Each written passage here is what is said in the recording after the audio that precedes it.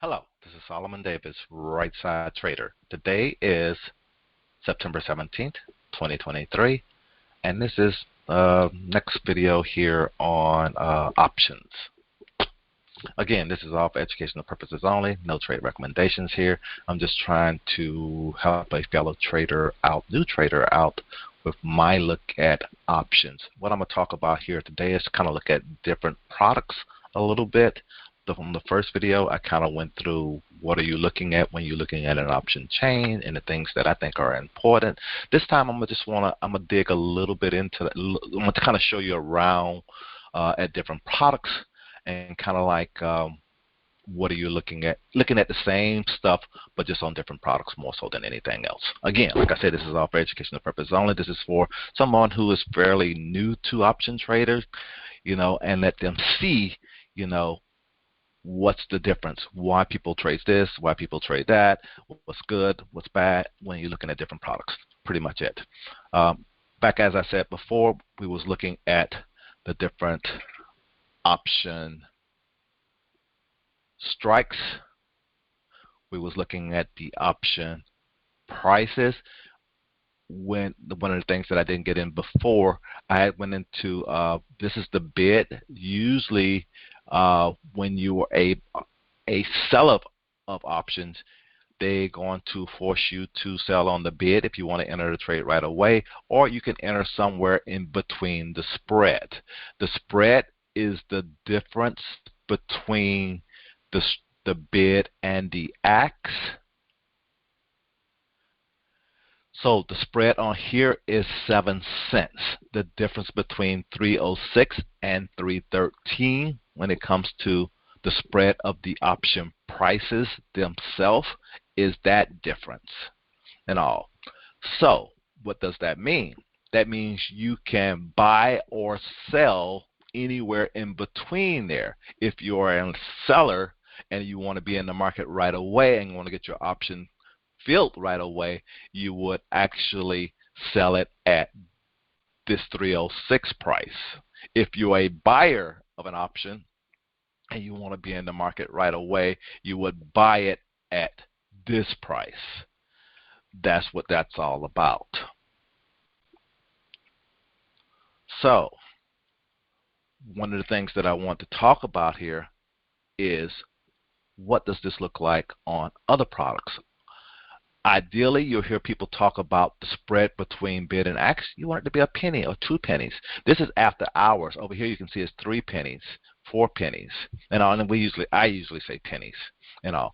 But the other thing that I brought out at the end, you always have to multiply these prices by 100. So there's $300, $370, and $375. So that's really $4.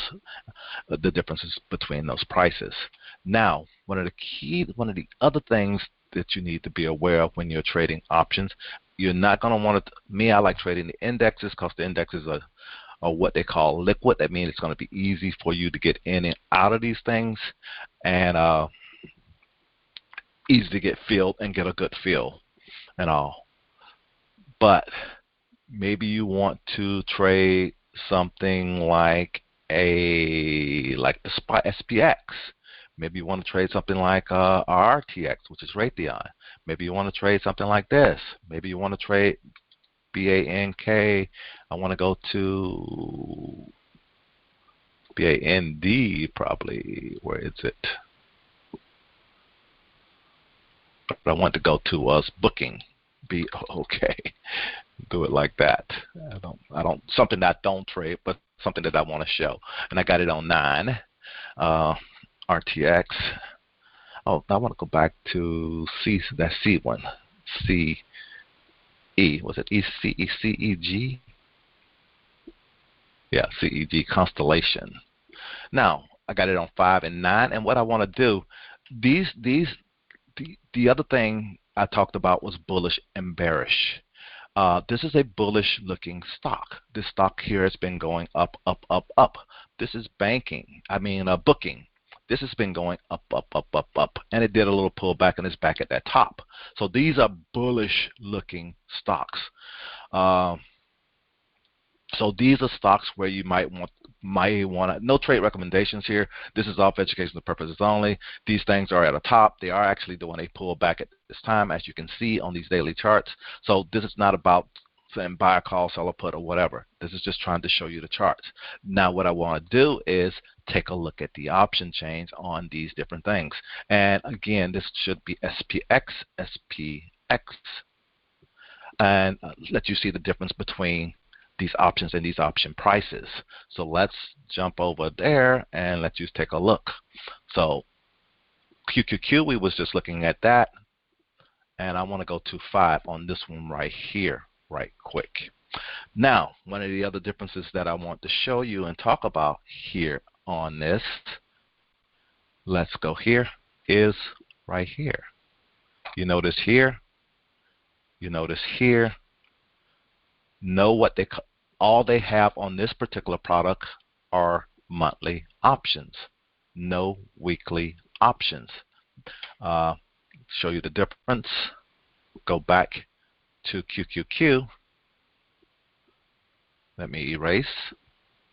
As you can see here, they have not just weekly options, they have not just weekly options, they have options as you look at this that are expiring every day. So that's one of the things that I want you to realize, see here. Now, the other thing that I want you to realize here, let's go back. This is a $370 stock with $3 options, about 10% of what you see. Let's go to this right here. This is a $100 stock with about 10%, you know. But one of the other differences that you can see here, when it comes to the strikes, it's $5 wide on those strikes. One of the other things you need to pay attention to here also is look at this delta. At your at the money delta, it is a 0.5, which is good, but you go one strike out. Since the money is $5 difference, that strike trying to play out of the money, you got a 0.2 delta. That means for every dollar move, this thing will only move 28 cents. That's something that I want to point out here. Let's look at booking right quick. I need to just switch over to 9 and let you look at these options and the pricings. Again, I'm just trying to get you to see pricings and the differences that we see. Now here's an option here. Again, the underline, $3,000. It has option. It has weekly options. It has strikes that are $5 wide and all. But look at the price of these options. These options are $30. Now, one of the things that you want to look at here is the spread.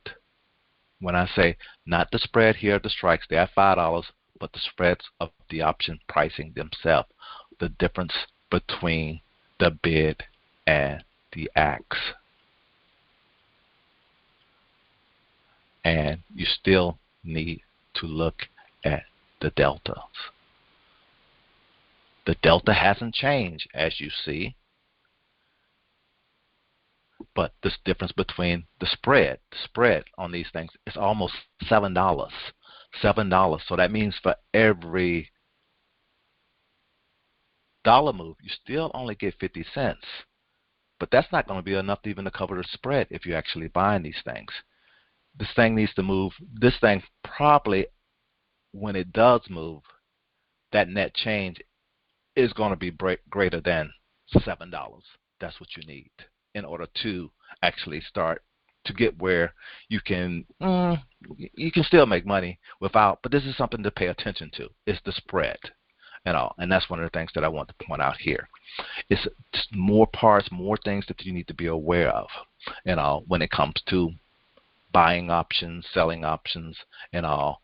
There's something to be aware of. Another thing that I want to bring out to your attention on this particular video, let's go back over here to this right here, is this right here. This is where a lot of option traders make a big mistake. This bid and trying to buy or sell options, trying to buy options out of the money. Down here, look at.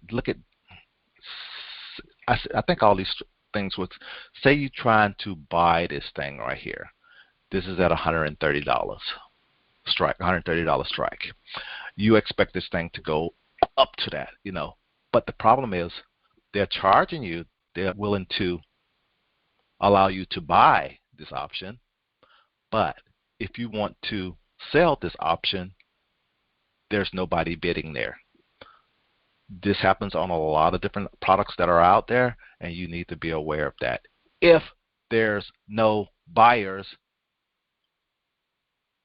for you to sell to, why are you being a buyer at these high prices? This may be a high price or it may not be a high price. I'm not getting there yet. But I just want this whole zero thing is really what I'm trying to bring to your attention. Be aware of option change and options that have zero bids. Zero bids mean you do not have anyone to sell to. There's no one out there willing to buy your option. Yes, I did say when you are buying an option, this is where they want you to buy it. But when you are selling an option, you can't sell it. You can't even sell it. This is zero out there. They're not allowing you to sell it. You can try to sell. You can be just like the market maker or anybody else out there. You can try to sell an option at 35 cents or maybe even below 35 cents. But most likely, there's not that many people that is going to be actually willing to buy that option, even if you are offering. The other thing that you'll hear people, when it comes to the ask price, they're offering, that product for sale. And there's nobody out there. And as you can see on this, volume is zero. Nothing. Open interest is 1. Somebody has actually purchased the thing or sold the thing. Somebody, and for each trade, you have to have a buyer and a seller. So there's been one actual transaction out there, but you don't have that much out there. And that's another thing that I want to bring up now also when it comes to option. Pay attention to this open interest and volume. And what you're really looking at, one of my key rules, never buy more than 10% of whatever the open interest is. So on something like what we're looking at here on the put side, if I want to be a seller, even a seller of puts, thinking this thing is bullish, because a bullish trade on the put side is actually selling a put and all. And if selling a put, I wouldn't want to do no more than about 2 or 3 contracts in this thing. Because again, I got to be able to get rid of that contract. I may need to close that trade. This thing may go against me, So I have to think that way. So on the call side, it's the same thing. Over here on the call side, I'm looking at this open interest and since there's only 190, I wouldn't want to buy any more than 2 contracts here. 10% of that open interest. That's just one of my rules, that I play with. And the other thing right now, I'm not even taking into consideration number of days. That's for another video. How many days, if you're buying an option, ideally should you be? That's all, again, based on, it really gets back to the chart itself. What's your expectation? But in a general rule, I'll give you a general rule. When you're buying options, you probably, because again, when it comes to options and dealing with options, since you have data, time involved,